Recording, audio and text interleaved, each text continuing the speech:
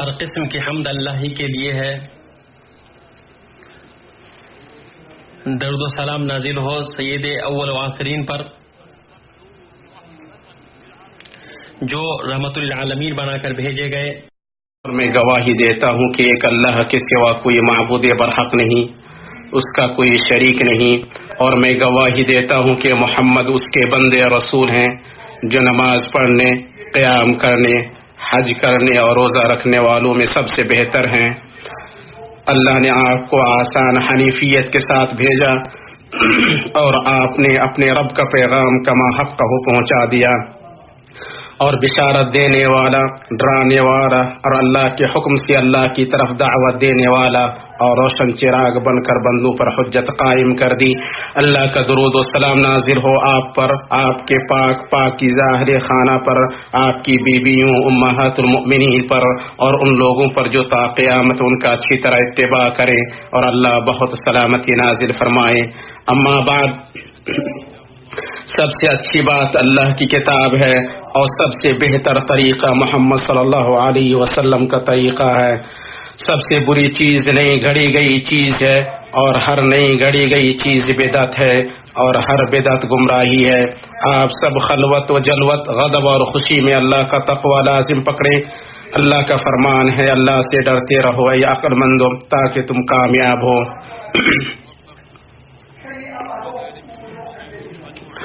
توفیق یافتہ کامیاب انسان وہ ہے جو رضامند، قناعت پسند ہو، جسے لوگ بغیر بناوٹ یا تکلف کے اس کی حقیقی حالت پر ویسے ہی دیکھیں جیسے وہ ہے. وہ اپنی قدر لوگوں سے پہلے خود پہچانے، اس کی روش سادگی اور آسانی ہو. وہ نہ کسی غیر موجود کا تکلف کرتا ہے، نہ کسی موجود میں بخالت کرتا ہے. وہ چاہتا ہے کہ لوگ اسے اس کی حقیقی صورتحال پر ویسے ہی دیکھیں جیسے وہ انہیں دیکھنا چاہتا ہے.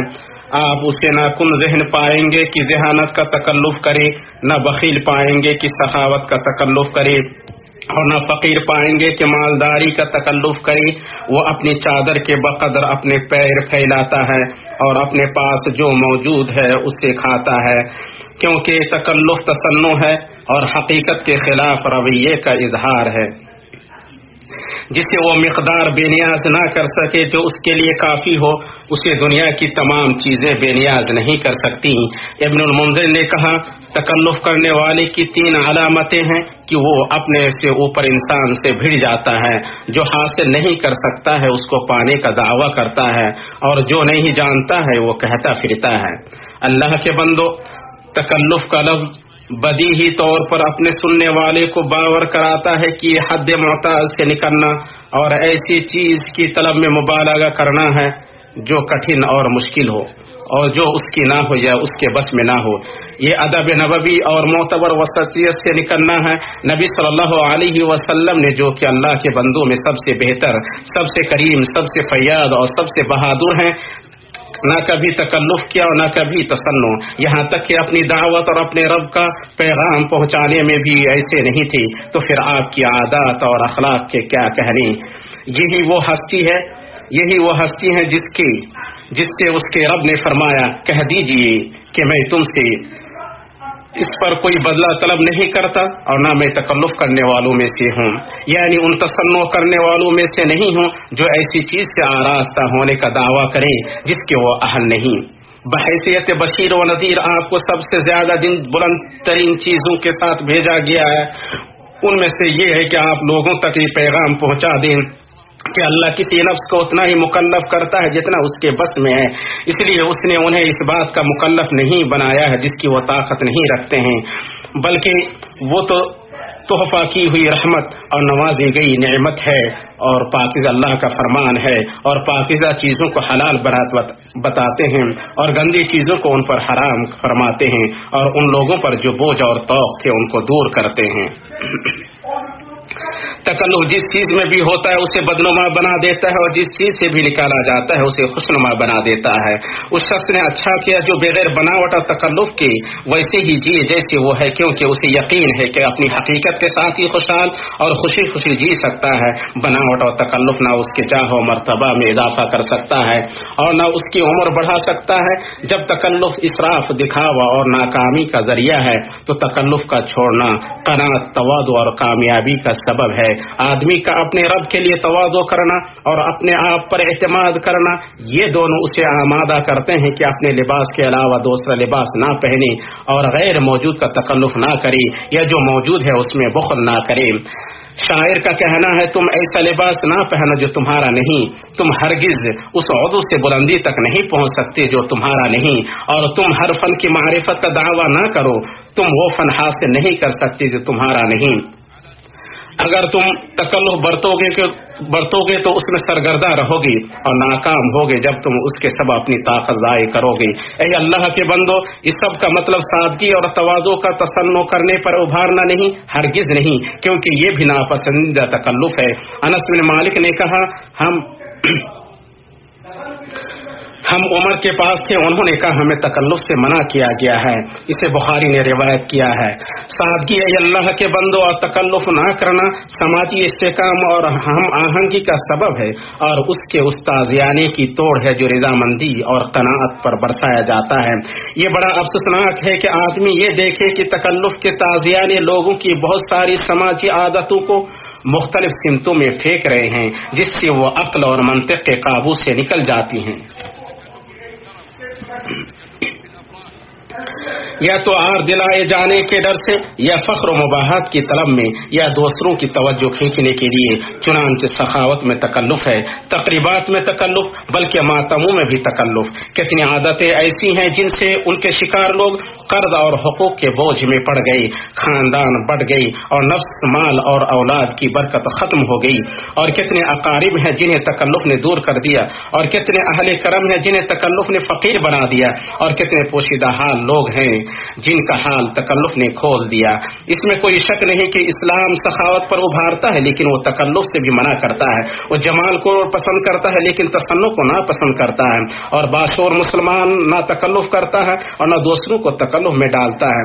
तकल्लुफ और तसन्नु दोनों कनात और रज़ामंदी के दुश्मन हैं और तकल्लुफ करने वाला उस वक्त तक आराम का मजा नहीं चख पाता है जब तक वो तकल्लुफ छोड़ ना दे, और उसे वो उस वक्त तक नहीं छोड़ सकता जब तक कनात को लाजिम ना पकड़े। कनात नफ्स को उस बुलंदी तक पहुंचाती है जहां वो तकल्लुफ से नहीं पहुंच सकता है। कहने वाले ने क्या खूब कहा है, ये कनात है, ये कनात है, उसे लाजिम पकड़ो, बादशाह बन जाओगे, अगरचे उसमें राहत बदन के सिवा तुम्हारे लिए कुछ भी ना हो। अलगरज अल्लाह के बंदो, सादगी इफरात वाले तकल्लुफ और तफरीत वाली लापरवाही के बीच बीच है। तकल्लुफ करने वाले निकाब पोशों की तरह हैं कि निकाब उनके चेहरों पर हमेशा नहीं रहते, क्योंकि हकीकत की उम्र जालसाजी से लंबी होती है और जिसका हाल ये हो वो कैसे अपने आप पर एतमाद कर सकता है, बल्कि कैसे दूसरे लोग उस पर एतमाद कर सकते हैं। ऐसे लोग बिलाशुबह तकल्लुफ का सहारा सिर्फ इसलिए लेते हैं कि उन्हें खौफ और कमी का एहसास होता है और अपने आप पर नजर रखने से ज्यादा लोगों पर नजर रखते हैं। उन्होंने अपने आप का इस्तेमाल उस चीज के साथ नहीं किया जिसे अल्लाह ने उन्हें अता किया है, बल्कि अल्लाह ने जो दूसरों को दिया है उसी ज़ेबतन किया। अगर हर इंसान अपनी दुनिया में उस चीज के साथ जिए जिसका अल्लाह ने उससे मालिक बनाया है, तो उसे अपनी आदतों की बुनियाद गिर जाने वाली घाटी के किनारे रखने की जरूरत नहीं होगी कि वो तसन्नो की डुबो देने वाली वादी में गिर जाए। जब तकल्लुफ लोगों की आदत और अखलाकियात में मज़मूम है तो उनकी इबादत में बदर्जे औला मज़मूम है।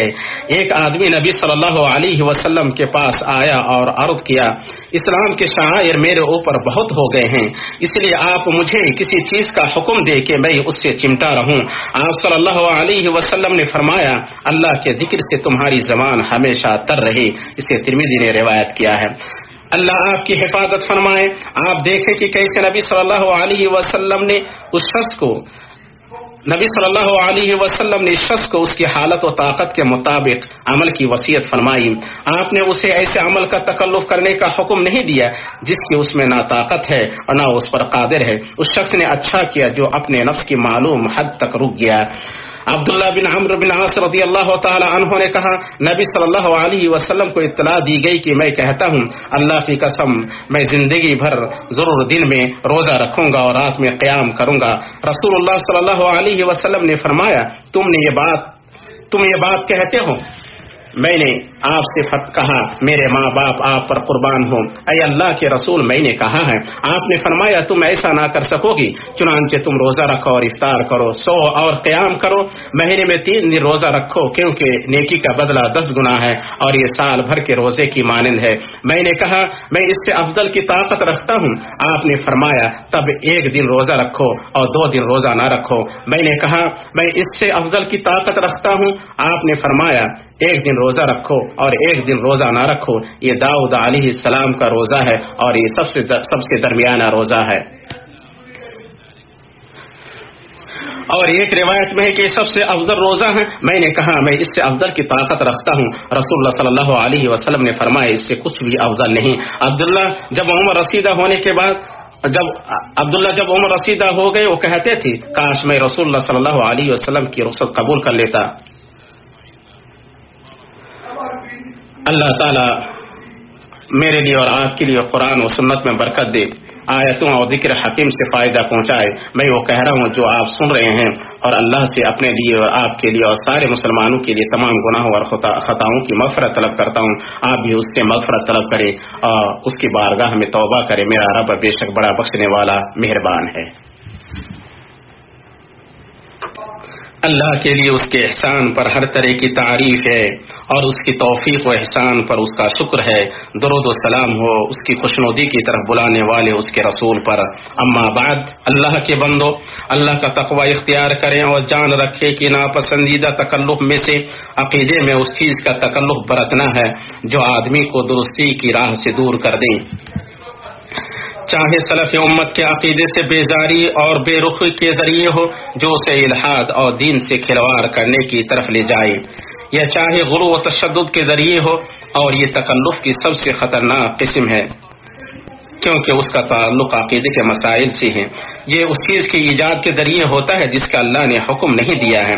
اس قسم میں اتنی سنگینی اس لیے ہے کہ نبی کے صلی اللہ علیہ وسلم کے فرمان میں اس میں مبتلا لوگوں کو ہلاکت سے متصف کیا گیا. تشدد برتنے والے ہلاک ہوئے یا ہلاک ہوں. اس میں دعا کا بھی احتمال ہے اور انجام کا بھی احتمال ہے اور دونوں شر اور برائی ہیں. غلو و تشدد کی سنگین ترین قسموں میں سے وہ غلو ہے جو اس میں مبتلا انسان کو تکفیر اور لوگوں کی سلامتی اور خون کو حلال سمجھنے کے راستوں پر لا کھڑا کر دیتا ہے. وہ ان 5 ضرورتوں میں سے ایک ضرورت کو پامال کر دیتا ہے جن پر تمام مذاہب متفق ہیں, اور وہ ہے خون کی حفاظت کی ضرورت. کیونکہ غلو و تشدد پرستوں کو ان کا غلو بلا سوچ سمجھے تکفیر کی طرف لے جاتا ہے, جس کی وجہ سے وہ بے گناہوں کا خون حلال سمجھنے لگتے ہیں, ہراساں کرتے ہیں, تباہ کرتے ہیں اور فساد مچاتے ہیں, اور اللہ فساد پسند نہیں کرتا ہے. کیا یہ لوگ یا اور ان جیسے لوگ نہیں جانتے ہیں کہ جو گڑھا وہ کھود رہے ہیں اس میں وہی لوگ سب سے پہلے گرنے والے ہیں. ان میں کوئی گروہ نہیں نکلا ہے مگر اللہ نے اسے مٹا دیا ہے. چھوٹے بڑے اور بینا اور نابینا سب ان سے نفرت کرتے ہیں. انہوں نے سوت کاٹنے کے بعد توڑ ڈالا اور رسی بٹنے کے بعد کاٹ ڈالا. سو ہم ہدایت کے بعد گمراہی سے اور طاقت کے بعد کمزوری سے اللہ کی پناہ لیتے ہیں. عبداللہ بن عمر رضی اللہ تعالی عنہما نے کہا میں نے رسول اللہ صلی اللہ علیہ وسلم کو فرماتے ہوئے سنا ہے میری امت میں سے کچھ لوگ نکلیں گے جو برے اعمال کریں گے اور قرآن پڑھیں گے لیکن ان کے حق سے تجاوز نہیں کرے گا. تم میں کا ایک آدمی ان کے عمل کے مقابلے میں اپنا عمل حقیر جانے گا. وہ اہل اسلام کو قتل کریں گے, جب وہ نکلیں تو انہیں مار ڈالو. اس شخص کے لیے خوشخبری جو انہیں قتل کر دے اور اس شخص کے لیے بھی خوشخبری جسے وہ قتل کر دے. ان میں سے جب بھی کوئی سینگ نکلے گا اللہ اسے کاٹ ڈالے گا. ان میں سے جب بھی کوئی سینگ نکلے گا اللہ اسے کاٹ ڈالے گا. ان میں سے جب بھی کوئی سینگ نکلے گا اللہ اسے کاٹ ڈالے گا. میں نے رسول اللہ صلی اللہ علیہ وسلم کو 20 مرتبہ یا اس سے زیادہ مرتبہ فرماتے سنا. امام احمد نے اسے روایت کیا ہے۔ اللہ کی قسم، دہشت گردی کتنی قبیح اور گھٹیا ہے، یہ دہشت گرد سے شروع ہوتی ہے اور اسے ختم کر دیتی ہے۔ اس نے اللہ کی شریعت، معاشرے کی سلامتی اور امت کے اتحاد کو پامال کیا۔ اللہ جل وعلا نے فرمایا، اور جو شخص سیدھا راستہ معلوم ہونے کے بعد پیغمبر کی مخالفت کری اور مومنوں کے راستے کے سوا اور راستے پر چلے تو جدھر وہ چلتا ہے ہم اسے ادھر ہی چلنے دیں گے اور قیامت کے دن جہنم میں داخل کریں گے، وہ بری جگہ ہے۔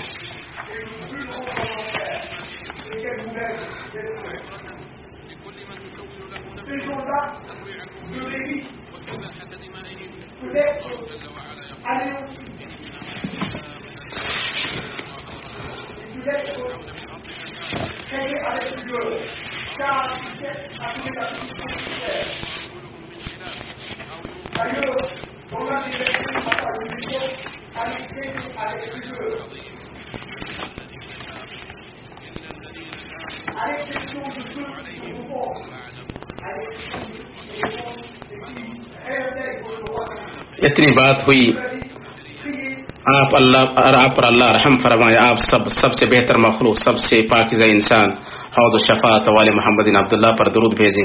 اللہ نے آپ کو ایسا حکم دیا جس کی شروعات اپنے نفس سے کی، پھر اس کی تسبیح کرنے والے فرشتوں سے، پھر آپ سے اے مومنوں۔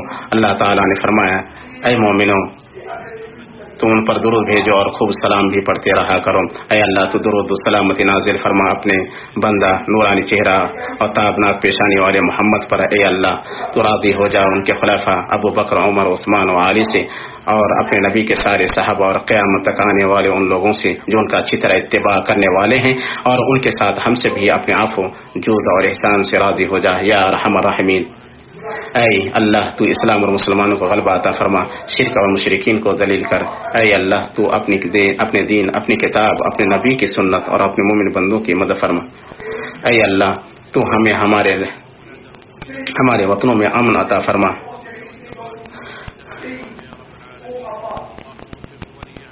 اے اللہ تو ہمارے اولیاء امور کو توفیق عطا فرما۔ اے اللہ تو ان کے مشیروں کی اصلاح فرما۔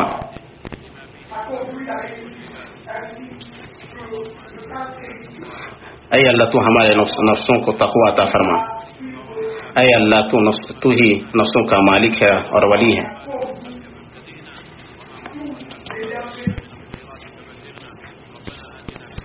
اے اللہ تو اس دنیا میں بھلائی عطا فرما اور آخرت میں بھلائی عطا فرما، اور آگ کے عذاب سے ہمیں بچا لے۔ سبحان ربک رب العزت عما یصفون وسلام علی المرسلین الحمد للہ رب العالمین۔